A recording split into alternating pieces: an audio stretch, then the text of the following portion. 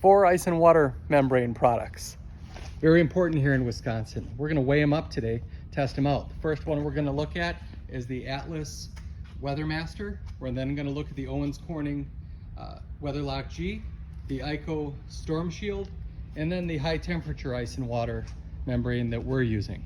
I want to go ahead and unbox the Atlas first, because we don't want to go ahead and weigh up all the packaging. We want to be as fair as we can to the good folks at Atlas.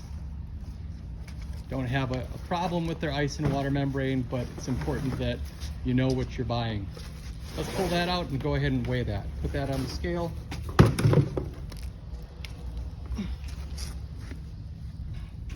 Okay, the Atlas product comes out at 57 pounds. Great, pull that off to the side.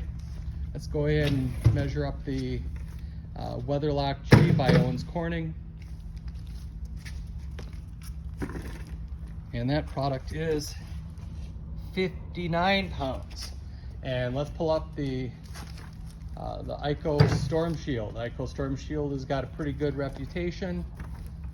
It's a good product, generally speaking, and that weighs in only at 55.1 pounds. Put that up back there, up there. And then let's look at what we're using here, which is the high temperature ice and water product. And that shows up at 76.9. Now, if you had to choose which one of these products is going to be protecting your house, would you want less or more?